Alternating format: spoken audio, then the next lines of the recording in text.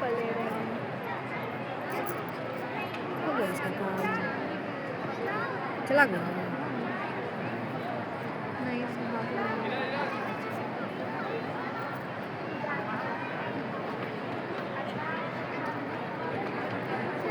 आज ज्ञान निकेतन 41वें स्थापना दिवस के अवसर पर आपके बीच में आने का मौका मिला।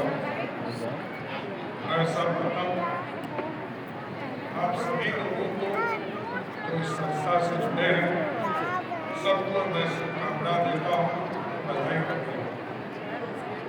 आज इस कार्यक्रम में उपस्थित इसके निर्देशक श्याम कुणाल जी, माननीय सांसद आदरणीय सर्वजीत चौधरी जी, हमारे मित्र साथी और इस स्कूल के जैसा उन्होंने बताया प्रथम महिला विद्यार्थी पूर्व मंत्री राणा रणधीर, इस मंच पर उपस्थित यहाँ के प्रिंसिपल शरद मोहन झा जी, जय जी, और इस मंच के सामने उपस्थित तमाम भाइयों बहनों, नौजवान साथियों, छोटे छोटे बच्चों, माता बाबू, अपने आप में श्रद्धेय पद्मश्री आचार्य किशोर कुणाल जी के द्वारा को मैं याद करता हूँ। उन्होंने इस पूरे परंपरा सर जमीन पर उतारने का काम किया। मैं श्रद्धा सुमन अर्पित करते हुए उनको नमन करते हुए अपनी बातों को शुरुआत करता हूँ। स्वाभाविक है ज्ञान की तकलीफ, ज्ञान निकेतन अपने आप में ज्ञान अर्जन करने का विचार, और एक बार जीवन में यदि ज्ञान आ गया तो फिर दूसरे की जरूरत है।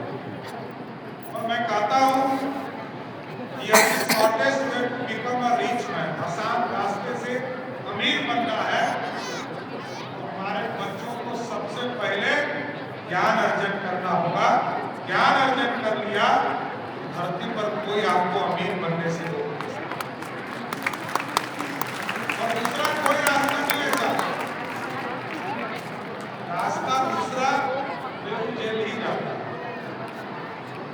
कोई हो जिसको भी आपने देखा हो कि अचानक अमीर बनते हैं, उसका कोई दूसरा रास्ता। आपको संयम भी बरतना होगा जीवन में आगे बढ़ने के लिए। अपने पूर्वजों के आदर्श को देखना पड़ेगा। जिस बिहार में ज्ञान की भूमि है, जहाँ पंडित चाणक्य भी हुए, और जिसने एक सामान्य से बालक को इस भारत जैसे भारतवर्ष का एक महाराज बनाया। महाराज सम्राट चंद्रगुप्त बनाने का काम सिर्फ ज्ञान से करने का, और ज्ञान के ही माध्यम से आप समझिए कि गौतम बुद्ध को भी यदि ज्ञान प्राप्ति नाथ से गौतम बनने का, बुद्ध बनने का रास्ता मिला। यही बिहार का बोध गया जिनका धरती है, जहाँ उनको भी ज्ञान प्राप्त हुआ। और हमारा इतिहास ये हमें समझाता है। इतिहास से लगभग 2200 वर्ष पहले जब दुनिया में किताबें नहीं, दुनिया में आधुनिक युग नहीं था, तब हमारे यहाँ सिविलाइजेशन